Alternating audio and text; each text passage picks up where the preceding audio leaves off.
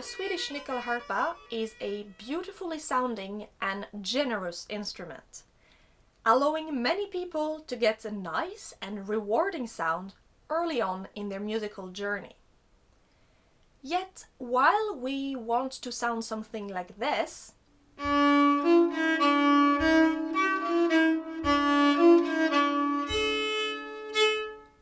we sometimes actually sound more like that.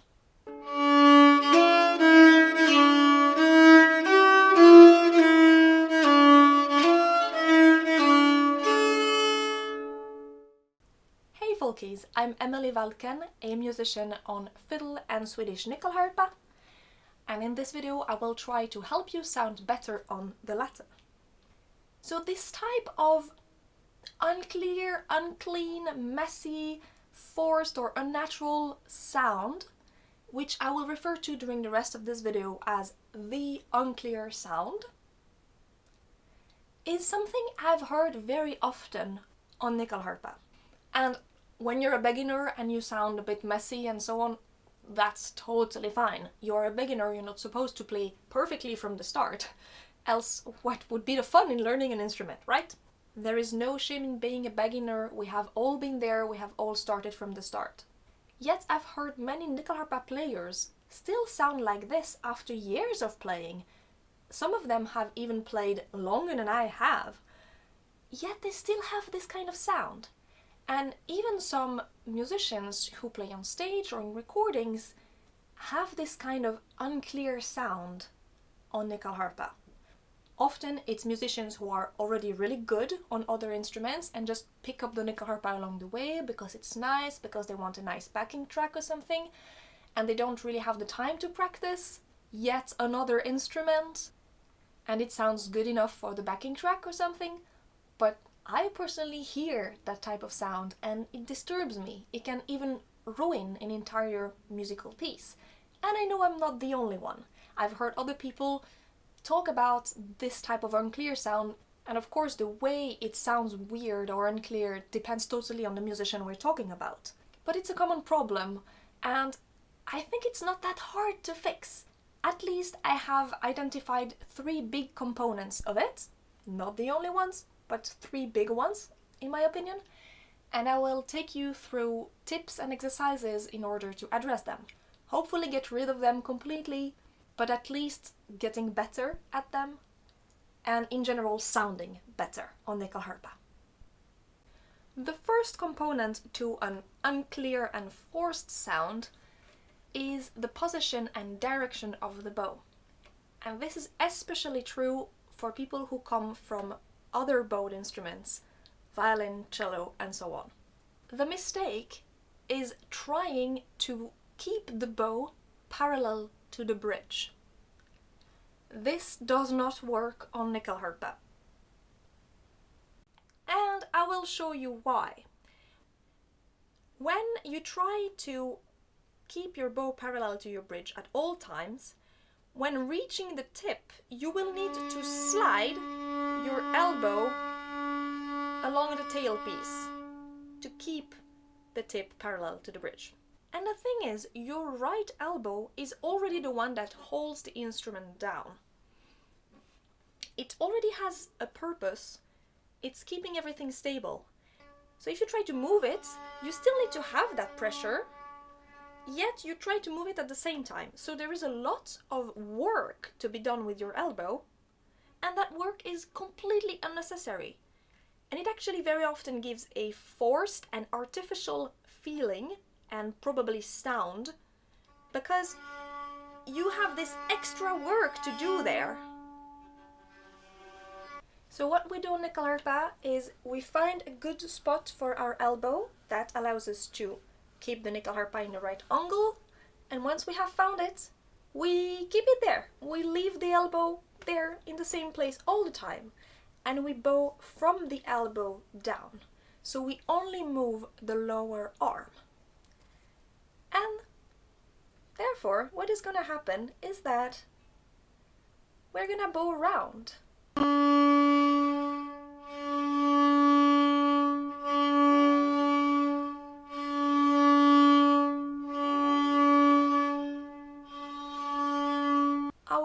arm is going to produce kind of a quarter of a circle. And that's fine. That is actually how we bow on Nyckelharpa. If you don't believe me, check all the great players who play super well. They all bow round. Plus, with the short bows that we have on Nyckelharpa, amongst the shortest in all the bowed instruments, there is no big risk that the bow is gonna completely get out of the way, you know, like completely out of the instrument or something. It's still very easy to control. And yeah, we get a little bit more towards the keyboard at the tip. But with a little bit of practice, you will manage to get the contact point of the bow and the strings pretty much the same place, no matter the angle of the bow.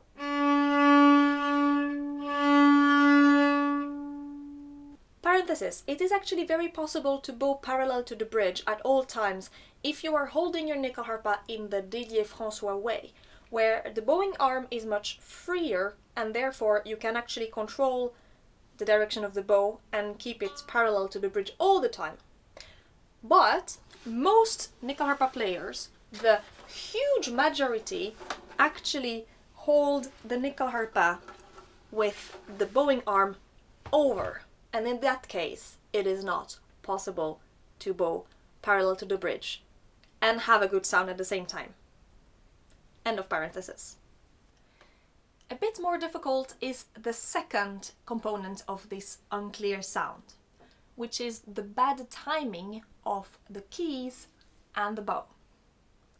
And this is actually quite typical of Nyckelharpa because we have a keyboard. So when your fingers touch the key, there is still a very tiny distance before the tangent touches the string. It's super short, but it creates a little bit of delay for your left hand. And that is why sometimes you sound a bit like this.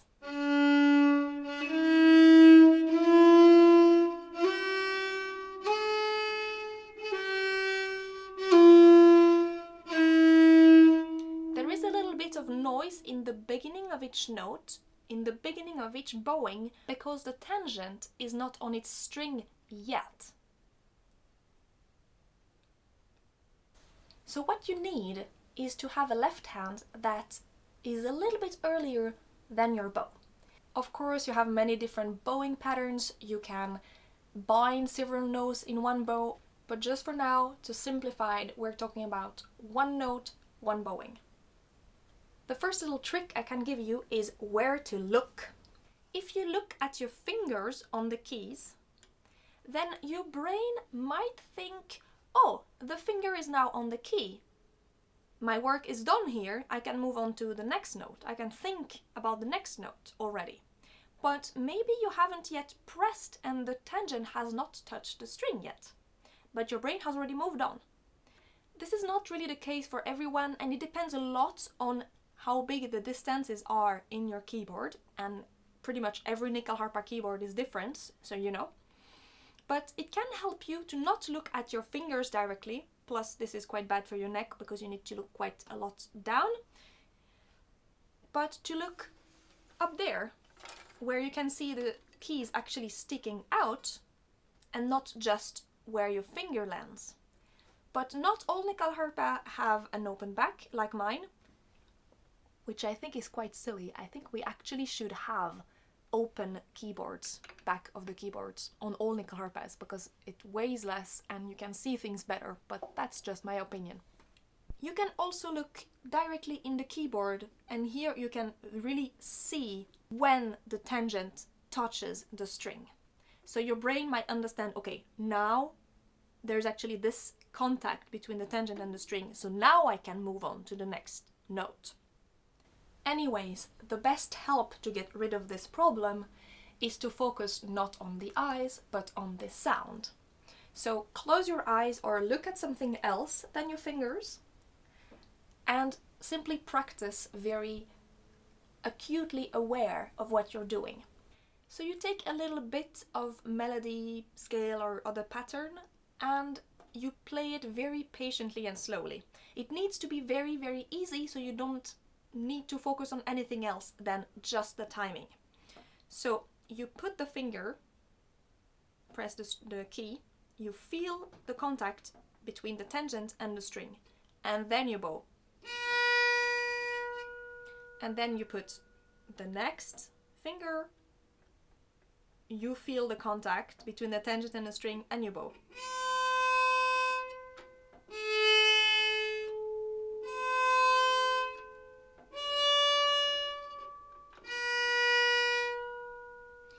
And you do that very consciously, really putting the finger before and feeling the contact before you bow. And then you can start reducing the spaces between the notes. So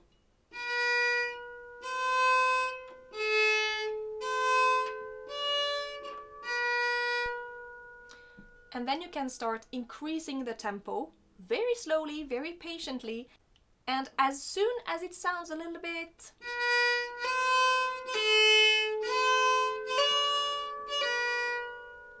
you take the tempo down again and you practice a little bit slower, and then you start increasing again.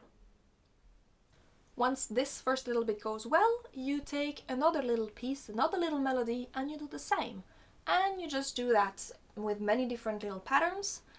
And also what is very good to do is to alternate between playing a tune full tempo and taking one little bit of that tune and practicing this exercise slowly.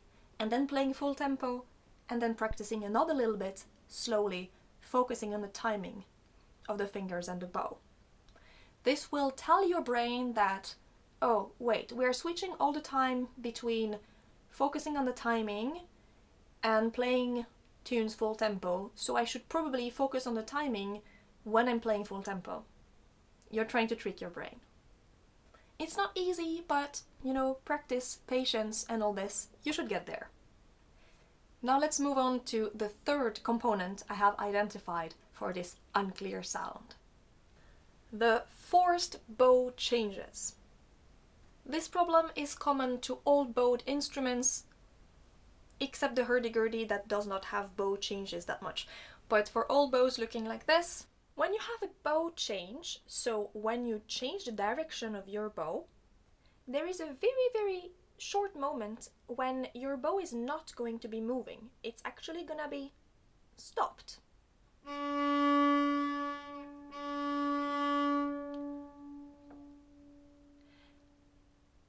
Of course, not to make holes in our melodies, in our playing, we try to shorten that stopped moment as much as possible to get it almost inaudible. Yet it's still there, and the way to approach it is to simply you bow, you slow down, and you arrive at this standing moment, and then you go on to the next bowing. Yet there are some people who, instead of just slowing down and stopping, they kind of accelerate, they increase the speed of the bow. Something like that.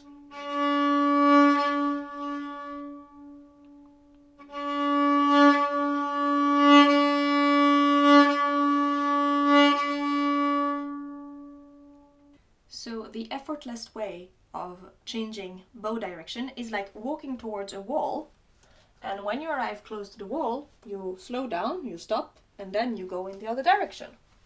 But the people who accelerate just before the bow change feel to me a bit like you are walking towards the wall, and then you accelerate and you push somehow. So I feel they are trying to get a form of momentum by accelerating just before the end, so you have this kind of push. This gives a big accent at the end of every bowing. And in most music, especially Scandinavian folk music, if that's what you play, we do not want to have big accents at the end of a bowing. It can be an effect in some styles, yes, but most of the time we want to have more emphasis on the beginning of a bowing, then the sound just is sustained by the bow. It's a little bit like if you were plucking the string of a harp or a guitar, you make the sound and then you let it ring. especially true on Nyckelharpa, because when we bow on Nyckelharpa we just start the strings and then we have the resonance strings doing the job for us and sustaining the sound.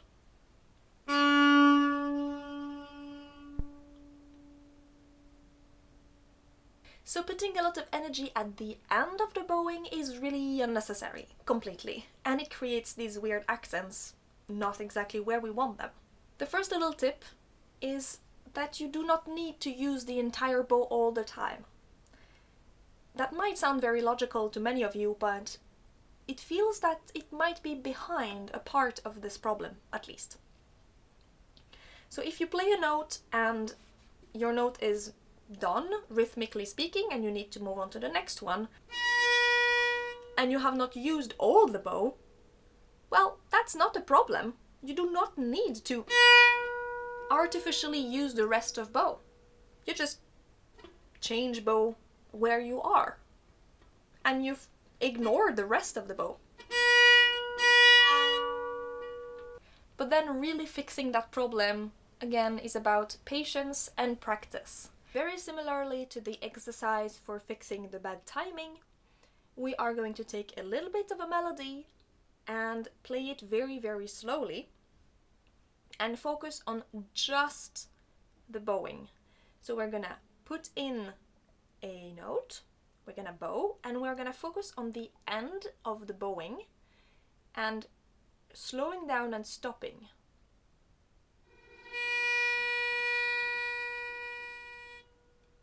And then we start the next note and slow down and stop. And the next note and slow down and stop. Once we have this quite clear, we are going to reduce the time between the notes again.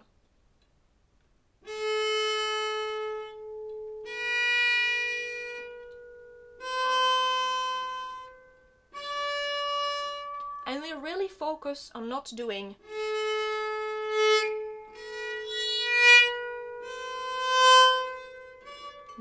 any accents, but really playing and slowing down the bow. And then we can start increasing the tempo little by little.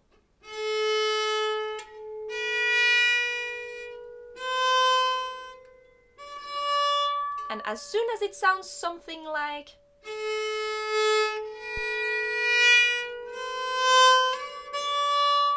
we go down with the tempo and we take it slower again. And we really, really listen carefully. And then you will practice with different little bits and patterns and scales and melodies. Something that is a little bit tricky with this exercise in particular is that you do not just need to slow down the speed of the bow, but you also need to release the pressure a little bit. Else you will have this kind of sound. Yet you still need to have a little bit of pressure left, because you want to keep the grip of the bow on the strings. So you don't want the bow to slide wherever, and you want to be able to stop properly and to have grip for the next tone that you're gonna play. So it's really a delicate balance, and it's difficult. So, you know, practicing, patience, giving yourself time, all this. Also, I will never stress that enough. You need a decent bow for doing that. Basically, you need a good bow for playing good music. The bow is not an accessory, it is producing the sound. It is literally the one that makes the music. If you have a crappy bow, as there are many out there, you will not be able to play well. You will not be able to play this technique and many others. So really get a good bow, a decent bow. It doesn't need to be a high-end. If you are short on money, there is the Geva bow. This one, I've recorded an album with it. It's totally fine and it costs under 100 euros. So really there is no excuse to have a crappy bow. If you can afford better, go for better. It's always better. Better is better, you know? And you also need to have some rosin on your bow to get some grip. You don't need to have lots of rosin, just enough so you can get the grip. As usual, I will also advise you to record yourself sound, but especially video, that's even better, so you can see and hear what you actually do. Because very often when we play, we are not fully aware of what we're doing while we are doing it. And it's very good to get a bit of an outsider's perspective when you watch your video later on, and you can see, I thought I was doing this perfectly, and actually I was still having a little bit of a acceleration problem, or with the previous exercise, bit of a timing problem with my fingers and my bow. So record videos of yourself and watch them and be critical, not horrified. Do not focus on all the rest of what you're playing. Maybe when you're focusing on the bow, maybe the left fingers are a bit all over the place. You don't care. You focus on one thing at a time, okay? So I hope that this video is gonna be of some help to you. Let me know in the comments if you have one of these difficulties and if the tips and exercises do help you. If you have extra other exercises and tips, please let me know as well. That can be helpful for everyone. Don't forget to like the video, subscribe to the channel, activate the bell, and consider supporting me on Patreon. I still don't get any money from YouTube, so Patreon is the only way to actually support me substantially. So thank you very, very much to all of you, and I will see you in the next video. Hej då!